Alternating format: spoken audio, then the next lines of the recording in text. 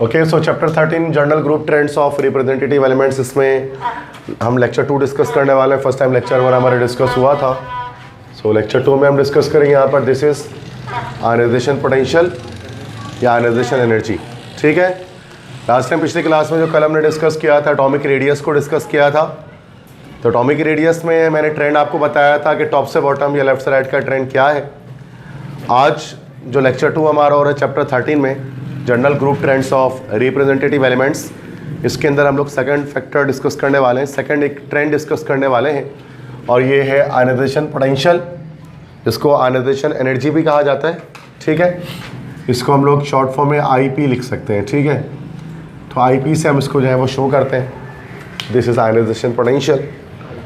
सो IP ionization potential हम किसे कहते हैं? सबसे पहले जब हम इसकी डेफिनेशन अगर लिखें तो आयनाइजेशन पोटेंशियल क्या चीज़ होती है?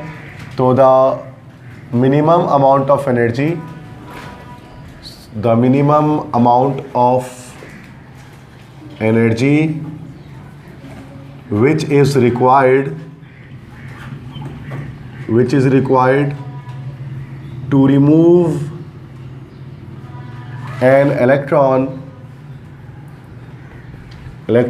from the last shell of an atom is called IP ionization potential। ये हमारे पास IP की डेफिनेशन होती है, the minimum amount of energy which is required to remove an electron from the last shell of an atom is called ionization potential. देखो, ionization का मतलब क्या होता है? आयनाइजेशन का मतलब ही यही होता है, जब हम आयनाइजेशन कहते हैं तो आयोनाइजेशन का मतलब हमारे पास होता है it means loss of electron, electron का लॉस हो जाना, this is called ionisation, loss of electron. और पोटेंशियल से मुराद तो आपको पता है उसके मतलब होता है ताकत या फिर कुव्वत या फिर एनर्जी। तो इलेक्ट्रॉन को लॉस करवाने के लिए जो एनर्जी रिक्वायर्ड होती है, जो पोटेंशियल रिक्वायर्ड होती है, उसको हम लोग कहते हैं आयनाइजेशन पोटेंशियल। तो the minimum amount of energy which is required to remove an electron from the last shell of an atom is called ionization potential. किसी भी एटम के लास्ट शेल से इलेक्ट्रॉन को बाहर निकालने के लिए जो भी एनर्जी देनी पड़ती है उसको हम लोग कहते हैं आयनाइजेशन पोटेंशियल। ठीक है, वॉट एवर कोई भी मेटल है, अगर हम इसको यहाँ पर एग्जाम्पल में लिख लें तो दैट लाइक से कि हमारे पास कोई मेटल है कैपिटल M, ठीक है, वॉट एवर मेटल कोई भी है ये, तो अगर आप उसको हीट देंगे whenever we give it heat, तो हीट देने पर क्या होगा कि ये M+ आयन में चेंज हो जाएगा, M+1 आयन में, और जो इलेक्ट्रॉन है वो इसका बाहर निकल जाएगा। तो ये जो आपने अमाउंट ऑफ हीट दी है जिससे इस मेटल या इस एलिमेंट का इलेक्ट्रॉन बाहर आ गया है, तो इसको हम लोग कहते हैं this heat is ionization potential. तो अब डेल्टा H इसका जो हमारे पास आएगा, तो डेल्टा H इसके एक ना नेगेटिव आएगा, सॉरी पॉजिटिव आएगा, चूँकि एंडोथर्मिक चेंज है, एनर्जी हम दे रहे हैं। तो ये जो भी डेल्टा H की अमाउंट है, ये जो डेल्टा H है, ये हमारे पास IP कहलाएगा, आयनाइजेशन पोटेंशियल कहलाएगा। ठीक है, तो वो एनर्जी जो रिक्वायर्ड हो कि अभी इलेक्ट्रॉन को बाहर निकालने के लिए। ठीक है, मिसाल के तौर पे लेकर अगर हम सोडियम ही ले लें, इसके अंदर whenever we take sodium, तो सोडियम के बारे में आप जानते हैं कि सोडियम हमारे पास 2,8,1 होता है। ठीक है, इलेक्ट्रॉनिक कन्फिगरेशन इसकी, और लास्ट सेल का इसके एक इलेक्ट्रॉन निकालना है, तो इसको हम हीट देंगे। हीट देने पर क्या होगा कि सोडियम +1 चार्ज बन जाएगा 2,8, और उसका एक इलेक्ट्रॉन बाहर निकल जाएगा।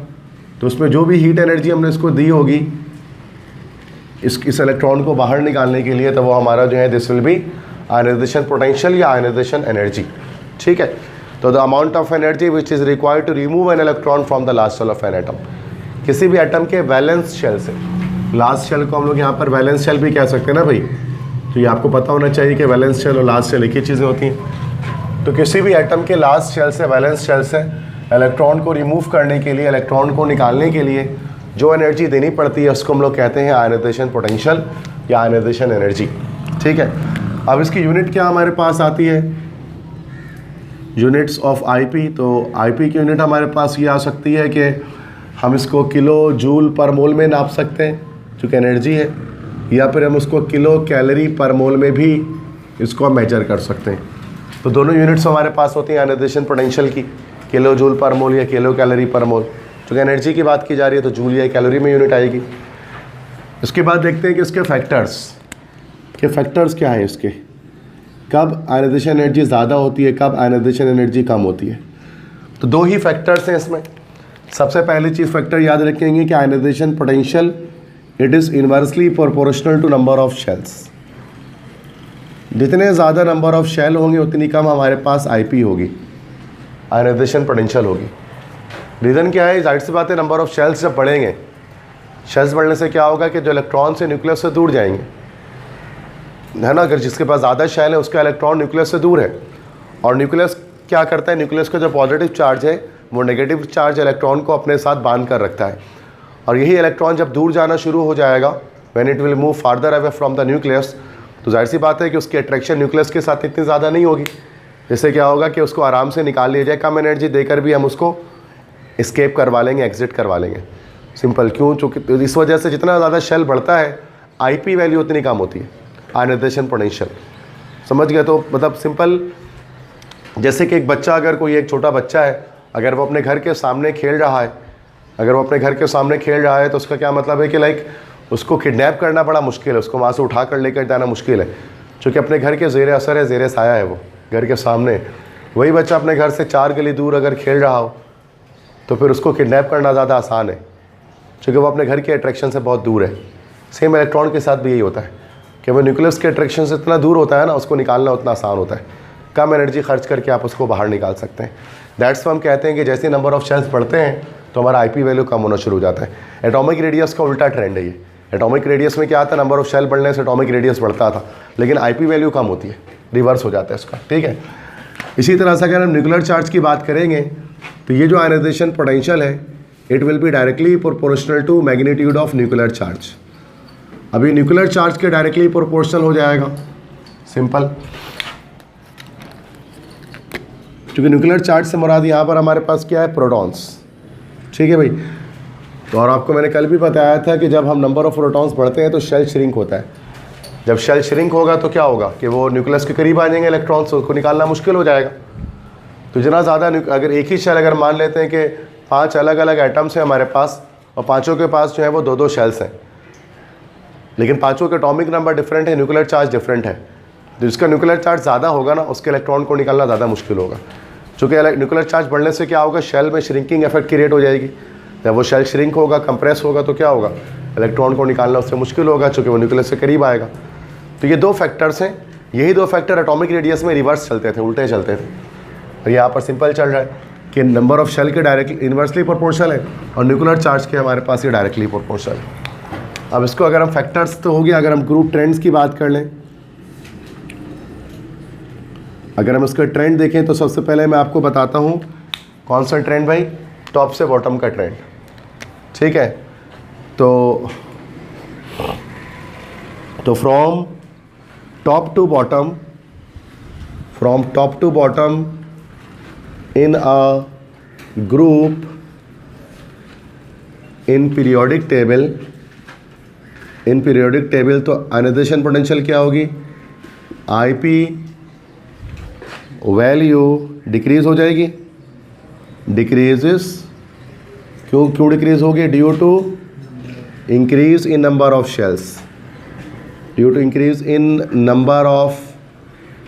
Shells, and the removal of electron becomes easier as we go down the group। देखो सिंपल इंग्लिश में मैंने यहाँ पर लिख दिया एक बात के, टॉप से बॉटम जब हम जाएंगे पीरियोडिक टेबल में, जब हम टॉप से बॉटम जाएंगे, ऊपर से नीचे जब हम आएंगे पीरियोडिक टेबल के अंदर, तो हमारी जो आईपी वैल्यू है वो क्या हो जाएगी भाई, डिक्रीज़ होगी। क्यों डिक्रीज़ होगी, due to increase in number of shells बढ़ने की वजह से। जब नंबर ऑफ शेल्स बढ़ेंगे तो इलेक्ट्रॉन को निकालना ज़्यादा आसान हो जाएगा। It will be easier to remove electron from the last shell. ठीक है। जैसे अगर हम वन ग्रुप की बात करते हैं, वन ग्रुप जैसे कि कल मैंने आपको बताया था, दिस इज़ अल्कली मेटल। अगर हम अल्कली मेटल्स की बात करते हैं, वन ग्रुप की बात करते हैं, तो उसके अंदर भी देखें जब टॉप से बॉटम जाएंगे तो आईपी वैल्यू क्या हमारी होगी, डिक्रीज़ होगी। तो अगर हम देखें, अगर lithium, sodium, potassium, rubidium, caesium, francium को छोड़ दें, अगर हम लिथियम से सीजियम तक देखें तो सबसे हाईएस्ट आईपी वैल्यू किसकी होगी? सबसे हाईएस्ट आईपी वैल्यू लिथियम की होगी ना, हाईएस्ट आईपी वैल्यू। लिथियम के इलेक्ट्रॉन को निकालना सबसे मुश्किल होगा क्योंकि उसके पास सिर्फ 2 शेल होंगे ना भाई, तो उसका इलेक्ट्रॉन करीब होगा न्यूक्लियस के। यही सीजियम के इलेक्ट्रॉन को निकालना सबसे आसान होगा, इसलिए इसकी आईपी वैल्यू सबसे कम होगी। कम एनर्जी देकर इसको निकाल सकते हैं जिसके पास 6 शेल होंगे। अब वैलेंस इलेक्ट्रॉन इसके 6 शेल में होगा तो न्यूक्लियस से बहुत दूर होगा, तो अट्रैक्शन भी नहीं होगी न्यूक्लियस की, जिसकी वजह से उसको निकालना आसान हो जाएगा, ईजी हो जाएगा। समझ गए? तो जब टॉप से बॉटम जा रहे हैं तो ये साबित हो रहा है कि अब ये तमाम ग्रुप के अंदर ऐसा होगा, लेफ्ट से लेकर राइट तक, कि जब हम टॉप से बॉटम जाएंगे तो फिर इलेक्ट्रॉन को निकालना आसान किसके लिए होगा? जिसका नंबर ऑफ शेल ज़्यादा होगा। तो टॉप से बॉटम हम क्या देखते हैं कि इसमें इंक्रीमेंट डिक्रीमेंट हमारे पास आ रही होती है। ठीक है, पसंद में आ गई है? अब लेफ्ट से राइट वाले ट्रेंड देखते हैं। तो नेक्स्ट ट्रेंड है from left to right, from left to right along the periodic table, IP value increases due to increase in magnitude of nuclear charge, due to increase in magnitude of nuclear charge. ठीक है, which shrinks the valence shell, so that removal of electron becomes more difficult, so it needs more energy। Simple सी बात है। यहाँ पर मैंने जो लिखी ट्रेंड इसमें, तो एक तो मैंने ट्रेंड आपको दिखाया कि टॉप से बॉटम का ट्रेंड क्या है। अब लेफ़्ट से राइट का ट्रेंड क्या है कि जब हम लेफ़्ट से राइट जाएंगे तो हमारी जो आईपी वैल्यू है वो हमारे पास इंक्रीज़ होगी। इंक्रीज होने का रीज़न मैंने ऊपर आपको फैक्टर में बता दिया है कि रीज़न क्या है कि जब हम लेफ़्ट से राइट जाते हैं तो हमारे पास मैग्नीट्यूड ऑफ न्यूक्लियर चार्ज बढ़ता है ना, और न्यूक्लियर चार्ज जब बढ़ेगा तो शेल श्रिंक होंगे, तो उनके इलेक्ट्रॉन को निकालना मुश्किल हो जाएगा। जैसे कि अगर हम यहाँ पर बात करें तो लिथियम का एटॉमिक नंबर हमारे पास 3 है, फिर ये हमारा 4 है, फिर ये 5 है, फिर ये 6 है, 7 है, 8 है, फिर ये 9 है, फिर ये 10 है, ये तो 2 है, फिर ये 11 है, ये 12 है, ये 13 है, ये 14 है, ये 15 है, ये 16 है, ये 17 है, ये 18 है, और ये 19 है, ये 20 है। तो आगे जब हम देखते हैं किसी भी थर्ड पीरियड में अगर हम रहते हैं, थर्ड पीरियड पे रहते हुए जब हम लेफ्ट से राइट जा रहे हैं तो हम देख रहे हैं क्या है कि भाई न्यूक्लियर चार्ज बढ़ रहा है, और न्यूक्लियर चार्ज बढ़ने की वजह से शेल श्रिंक होगा, तो इलेक्ट्रॉन्स जो है न्यूक्लियस से करीब आ जाएंगे वैलेंस शेल के, जिसकी वजह से उनके इलेक्ट्रॉन्स को निकालना मुश्किल होगा। तो 1A ग्रुप से लेकर 8A ग्रुप तक अगर हम कहें कि हाईएस्ट आईपी वैल्यू किसकी होती है, सबसे ज़्यादा highest IP value group 1A से लेकर 8A तक में किसकी होगी? हाँ जी, सो बताएं 1A से 8A तक हाईएस्ट आईपी वैल्यू किसकी होगी? सबसे ज़्यादा मुश्किल किसको होगा इलेक्ट्रॉन को निकालना तमाम ग्रुप के अंदर से? लेफ्ट से राइट जा रहे तो बढ़ रही है, तो हाईएस्ट आईपी किसकी होगी?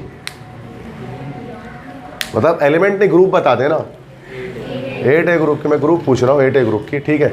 और सबसे लेफ्ट से राइट सबसे लोएस्ट आईपी हमारे पास किसकी हो गई भाई? 1A की हो जाएगी, ठीक है। तो इसका मतलब ये हो गया कि यहाँ से कि 1A से लेकर जब 8A तक जा रहे हैं तो हमें ग्रुप वाइज जब लेफ्ट से राइट जा रहे हैं तो हम देखते हैं कि आईपी के अंदर इंक्रीमेंट आ रही है, और टॉप से बॉटम जब आ रहे हैं तो हम देखते हैं कि आईपी के अंदर जो है वो देखा जाए तो क्या हो रहा है, आईपी जो है वो हमारे पास डिक्रीज़ हो रही है, रिवर्स है। इसी वजह से राइट साइड पर इलेक्ट्रॉन्स को निकालना ना मुश्किल होता है।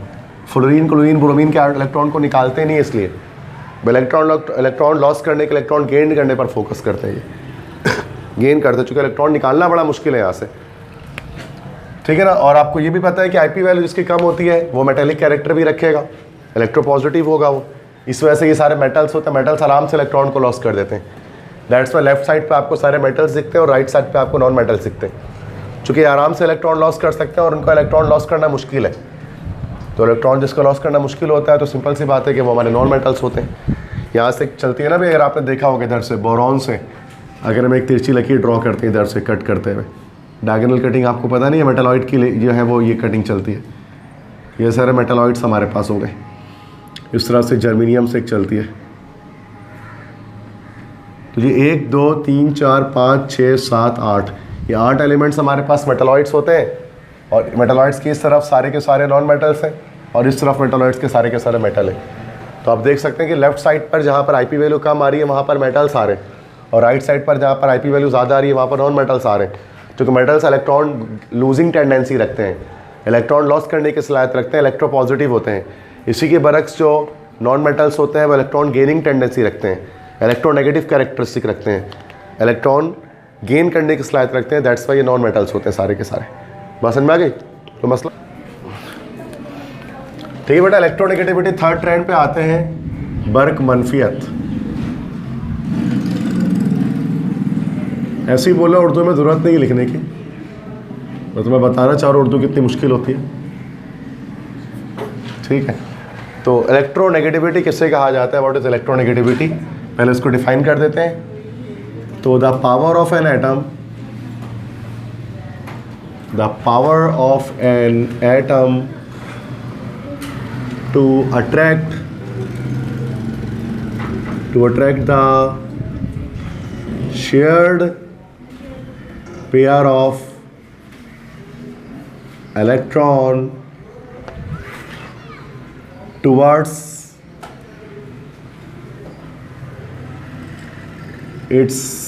towards itself is called electronegativity। तो बेटा ये इलेक्ट्रोनेगेटिविटी की डेफिनेशन हो गई।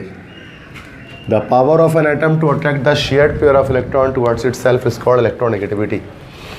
ठीक है, देखो यहाँ पर अब कुछ चीज़ के इलेक्ट्रोनेगेटिविटी किससे कहते हैं? एक ऐसी ताकत, एक ऐसी पावर, एक ऐसी ताकत है होती है एटम के अंदर, इलेक्ट्रोनेगेटिविटी कहते हैं। एक पावर है, एक ऐसी ताकत, एक ऐसी कुव्वत जो शेयर्ड पेयर ऑफ इलेक्ट्रॉन को अपनी तरफ खींचती है, उसको हम लोग कहते हैं इलेक्ट्रोनेगेटिविटी। मिसाल के तौर पे अगर हम एक बॉन्ड बनाते हैं, for example let's suppose to say कि अगर हम एक मॉलिक्यूल बनाते हैं HCl का। आप जानते हैं कि HCl के अंदर हमारे पास सिंगल कोवेलेंट बॉन्डिंग पाई जाती है, फर्स्ट टाइम हमने पढ़ा है डिटेल में। तो H और Cl के बीच में हमारे पास जो है ना वो एक लाइक, इसको थोड़ा बड़ा बना देता हूँ कि H और Cl के बीच में हमारे पास इस तरह से जो है वो एक सिंगल कोवेलेंट बॉन्डिंग मौजूद होती है। सही है। अब ये हाइड्रोजन और क्लोरीन ये जो पेयर हमारे पास होता है, this is shared pair of electron, ये भी पता है आपको। ठीक है, so this is called shared pair. तो इसको हम शेयर्ड पेयर ऑफ इलेक्ट्रॉन कहते हैं ना भाई, इलेक्ट्रॉन का शेयर्ड पेयर। तो इसने हाइड्रोजन ने अपना एक इलेक्ट्रॉन और क्लोरीन ने अपना एक इलेक्ट्रॉन शेयर करके कोवेलेंट बॉन्डिंग की हुई है, कोवेलेंट बॉन्ड बनाया हुआ है। अब ये हाइड्रोजन और क्लोरीन दोनों क्या करेंगे बेटा? इस शेयर्ड पेयर को अपनी तरफ खींचते हैं, है ना। अपनी एक, सबके पास एक ताकत होती है, पढ़ा है ना फर्स्ट में केमिकल बॉन्डिंग में, चैप्टर 2 में।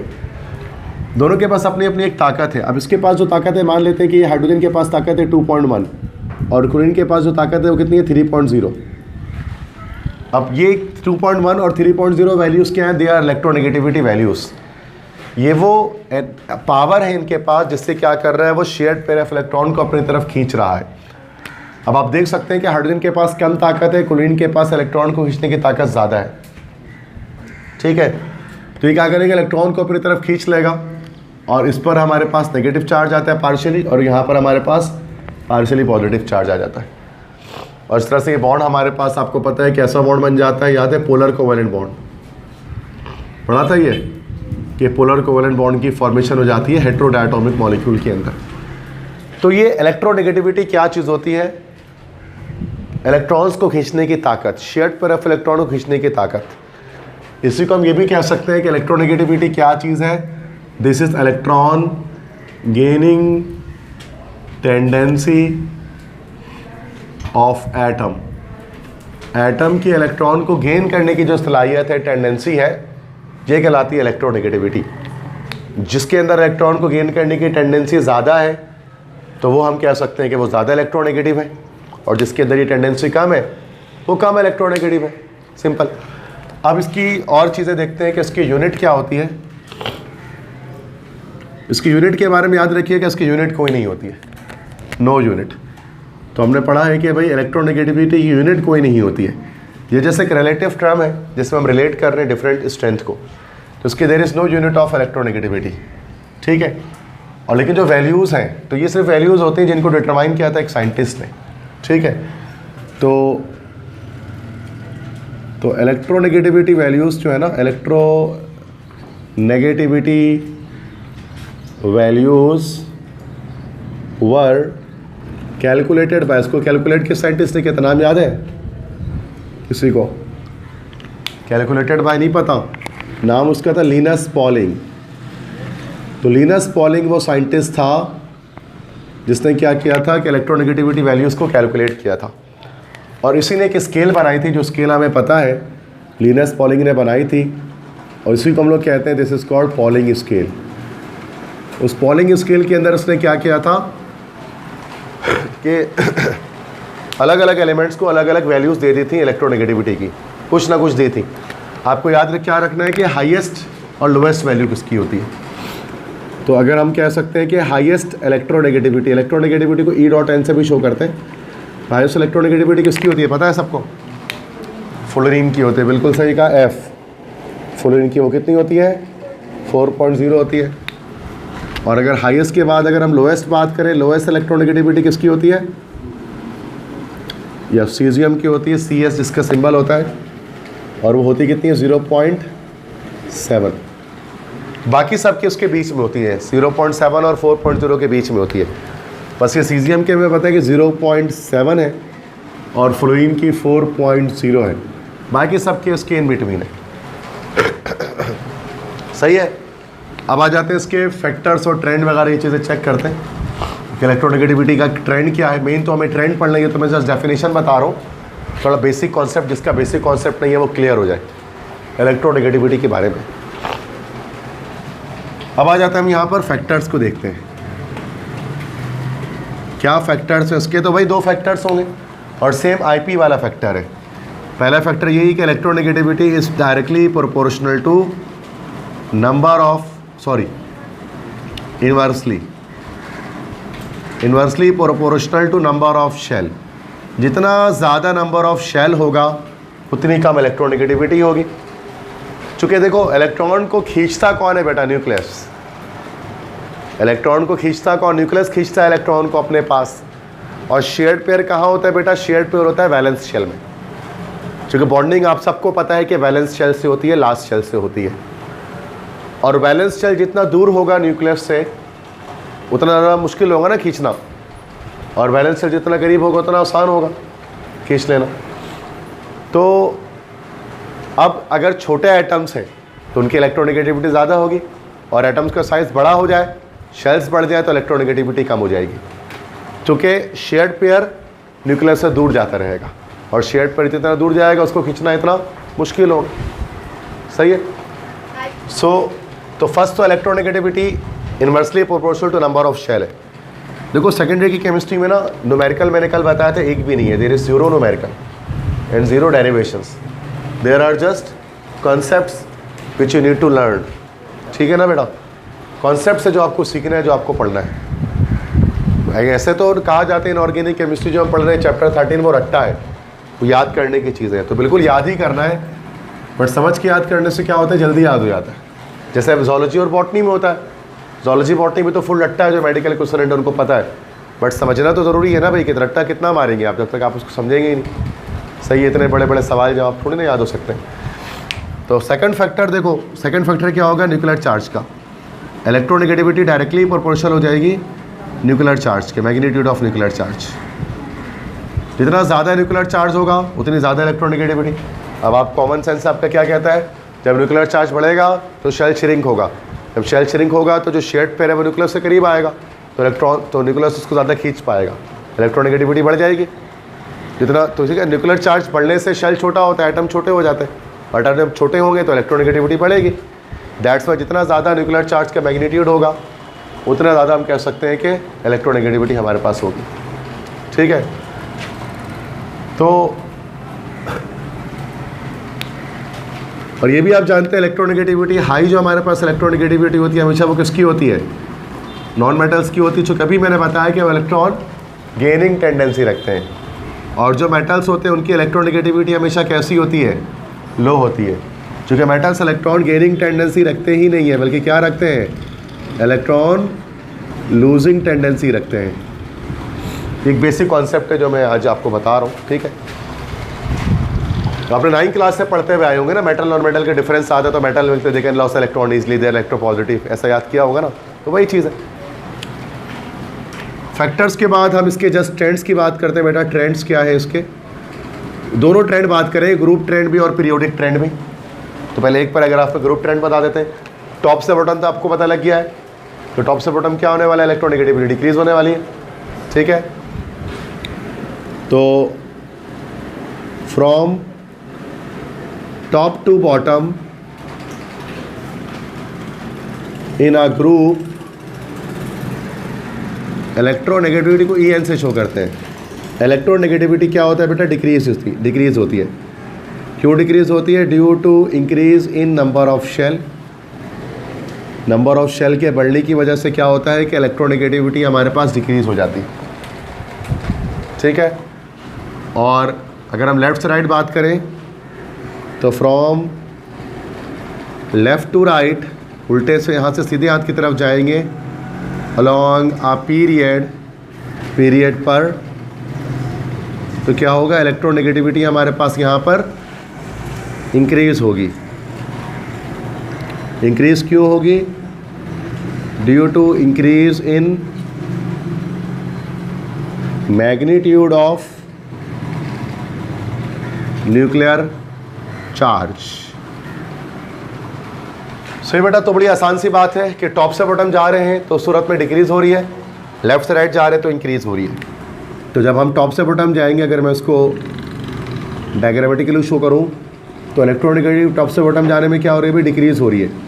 और जब लेफ़्ट से राइट जाएंगे तो ये इलेक्ट्रोनेगेटिविटी क्या हो जाएगी, इंक्रीज हो जाएगी। क्योंकि जब हम टॉप से बॉटम जा रहे हैं किसी भी ग्रुप में तो हम देखते हैं नंबर ऑफ शेल बढ़ रहे हैं। जब शेल्स बढ़ेंगे तो क्या होगा, इलेक्ट्रोनेगेटिविटी हमारी डिक्रीज हो जाएगी। और एक ही शेल में रहते हुए जब लेफ्ट से राइट जाएंगे तो न्यूक्लियर चार्ज बढ़ रहा है तो इलेक्ट्रोनेगेटिविटी इंक्रीज हो जाएगी, क्योंकि शेल छोटे हो रहे होंगे। समझ में आ गई बात सबको। तो अगर हम बात करें लिथियम से लेकर सीजियम तक, सबसे ज़्यादा इलेक्ट्रोनेगेटिविटी किसकी होगी और सबसे कम सीजियम की। 1A ग्रुप से लेकर 8A ग्रुप तक सबसे हाईएस्ट इलेक्ट्रोनेगेटिविटी किसकी होगी, एलिमेंट ग्रुप का नाम बता दें, 8A ग्रुप की। और सबसे लोएस्ट किसकी होगी, 1A ग्रुप के एल्काइल मेटल्स की। समझ गए, दैट्स इट। ठीक है बेटा, फोर्थ ट्रेंड हम डिस्कस करेंगे। This fourth trend is electrical conductivity. अभी जो बुक में हमारे जो न्यू बुक आई है उसमें जो फोर्थ ट्रेंड है वो है इलेक्ट्रिकल कंडक्टिविटी। जो पुरानी बुक में नहीं थी, ये न्यू ट्रेंड उन्होंने डाला है इलेक्ट्रिकल कंडक्टिविटी के ऊपर। तो इलेक्ट्रिकल कंडक्टिविटी किसे कहें, किस तरह डिफाइन कर सकते हैं कि the ability of an element to conduct electricity is called electrical conductivity। सही में सिंपल डेफिनेशन होगी इलेक्ट्रिकल कंडक्टिविटी की। The ability of an element to conduct electricity is called electrical conductivity. किसी एलिमेंट की सलाहियत करंट को कंडक्ट करने की कहलाती है इलेक्ट्रिकल कंडक्टिविटी। जैसे कि किसी एलिमेंट के अंदर से करंट पास हो सकता है और किसी एलिमेंट से करंट पास नहीं होता। अगर हम आयरन की बात करें, कॉपर की बात करें, सिल्वर की बात करें, गोल्ड की बात करें, इनमें से करंट पास होता है तो उनके अंदर इलेक्ट्रिकल कंडक्टिविटी है। यही अगर हम बात कर लें, कार्बन की बात कर लें, डायमंड की बात कर लें, उनमें से करंट पास नहीं होता तो उनके अंदर इलेक्ट्रिकल कंडक्टिविटी नहीं है। ठीक है, बस समझ में। तो अब इसमें यहाँ पर ये चेक करना है कि कौन से एलिमेंट्स करंट कंडक्ट करते हैं, कौन से नहीं करते। अच्छा, इसके फैक्टर और ट्रेंड नहीं होते, इसके फैक्टर्स, इसके ट्रेंड नहीं होते ना। लाइक के ट्रेंड हो सकते हैं बट बड़ा एनोमलस सा, बड़ा इरेगुलर टाइप का पैटर्न इसके अंदर होता है, जिसको मैं यहाँ पर आपको बताता हूँ, ठीक है। ग्रुप वाइज मैं यहाँ पर आपको उसमें बताऊँगा कि हर ग्रुप के लिहाज से। तो जैसे सबसे पहले ग्रुप 1A की बात कर लेते हैं। तो 1A ग्रुप के बारे में तो आप जानते हैं कि they are known as alkali metals. 1A group वाले अल्कली मेटल्स होते हैं, और मेटल्स आपको पता है कि गुड कंडक्टर होते हैं, सारे के सारे करंट पास करते हैं। तो जितने भी अल्कली मेटल्स हैं उनके बारे में याद रखना है कि सारे के सारे गुड कंडक्टर्स हैं। गुड कंडक्टर्स हैं मतलब कि करंट को पास कर सकते हैं आराम से, सारे के सारे गुड कंडक्टर हैं। अब आपको पता है करंट कंडक्ट किस वजह से होता है कि फ्री इलेक्ट्रॉन्स की वजह से। इलेक्ट्रॉन्स जितने आराम से लास्ट सेल से बाहर निकल सकता है उतने ज़्यादा करंट कंडक्ट कर सकता है।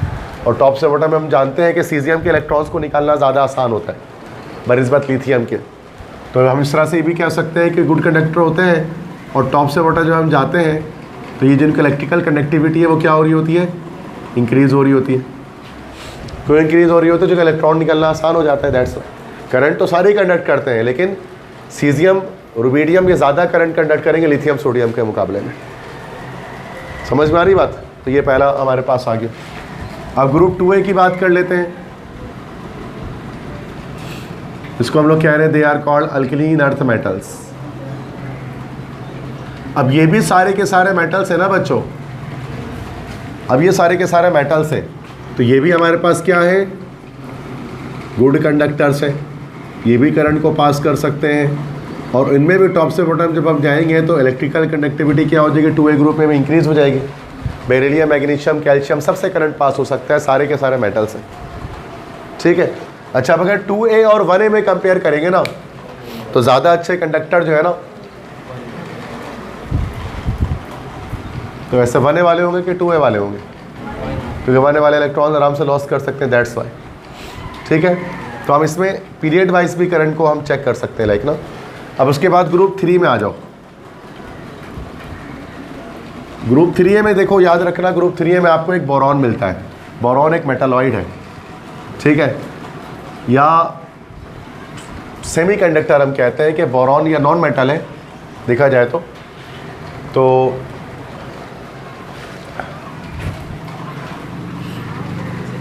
बोरॉन की जब बात की जाएगी तो यहाँ पर देखो इस लाइन पे आ रहा है मेटालॉइड है ये। और जो मेटालॉइड जितने भी होते हैं, ऑल द मेटालॉइड्स आर,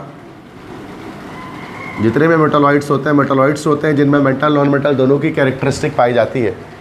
तो मेटालॉइड सारे के सारे क्या होते हैं भाई, सेमीकंडक्टर होते हैं। चूँकि मेटालॉइड्स के बारे में कहा जाता है ना कि मेटालॉइड हमारे पास 50% मेटल होते हैं और इसके अंदर 50% नॉन मेटल की कैरेक्टरिस्टिक आती है, सही है। तो यहाँ पर जब हम बात करते हैं, अब अलग अलग एलिमेंट के लिहाज से बात करेंगे। बोरॉन की बात करेंगे तो बोरॉन हमारे पास क्या हो गया, एक सेमीकंडक्टर हो गया इलेक्ट्रिसिटी का,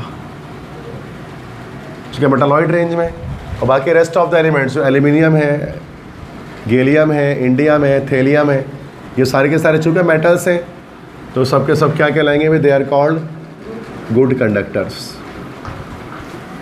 समझ में आ गई बात? इसी तरह से ग्रुप 4A में जब आते हैं, कार्बन फैमिली में, तो 4A में हमें पता है कि जो कार्बन है वो नॉन मेटल है, और नॉन मेटल क्या होता है, बैड कंडक्टर होते हैं। तो कार्बन हमारा चूँकि नॉन मेटल है तो कार्बन से करंट पास नहीं होगा, वो बैड कंडक्टर है। और कार्बन के किसी एलोट्रोप से करंट पास नहीं होता, वैसे डायमंड से नहीं होता इसी तरह से, लेकिन कोल से नहीं होता, लैम्प ब्लैक, लेकिन ग्रेफाइट से होता है, ग्रेफाइट से होता है। तो ग्रेफाइट एक एक्सेप्शन है।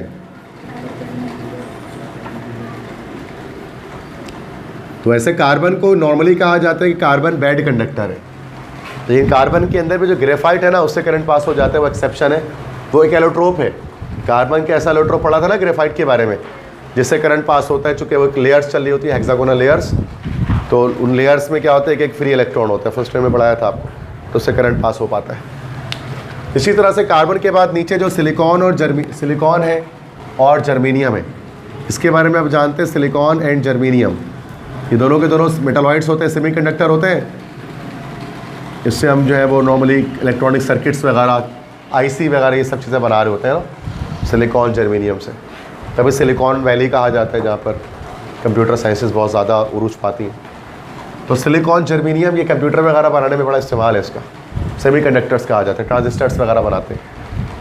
इसी तरह से टिन और लेड हमारे पास क्या है, टिन और लेड, ये हमारे पास क्या होता है, ये टिन और लेड आखिरी के दोनों मेटल्स है, तो मेटल है तो टिन और लेड क्या हो गया हमारे पास, गुड कंडक्टर हो गए। सही, इस तरह से ग्रुप 5 में आ जाओगे। अब ग्रुप 5 में देखोगे तो नाइट्रोजन और फॉस्फोरस ये नॉन मेटल्स हैं, तो नाइट्रोजन और फॉस्फोरस हमारे पास क्या हो गए, बैड कंडक्टर हो गए, करंट पास नहीं होगा इससे। आर्सेनिक, अच्छा उसके बाद क्या है, आर्सेनिक और एंटीमनी, AS और SB, ये हमारे पास क्या हो गए, सेमीकंडक्टर हो गए, जो कि मेटालॉइड रेंज में आ रहे हैं, जो करंट पास थोड़ा करते हैं थोड़ा नहीं करते, सेमीकंडक्टर्स हैं। और लास्ट में क्या हमारे पास है, this is polonium, BI, bismuth. Bismuth हमारे पास मेटल है, तो कैसा है भैया, दिस इज गुड कंडक्टर। ठीक, ग्रुप 5 हो गया।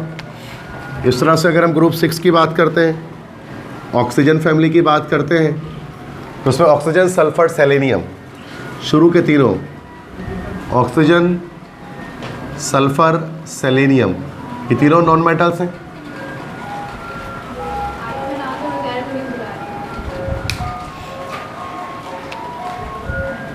तो ये सेमीकंडक्टर्स, तो ये हमारे पास ऑक्सीजन, सल्फर, सेलेनियम, ये हमारे पास क्या हो गए, they are not, they are bad conductor,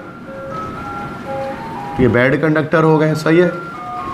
और टेलोरियम और पोलोनियम ये दोनों हमारे पास क्या हो गए, मेटालॉइड रेंज में आ रहे, तो फिर सेमी, ये इसको हम इस तरह से, हमें कोई ट्रेंड नहीं है इसमें, हमें जो हमने जो लाइन खींची है ना उसके लिहाज से देखना है। टेलोरियम, पोलोनियम हमारा जो है वो सेमीकंडक्टर। इस तरह 7A में बताएं,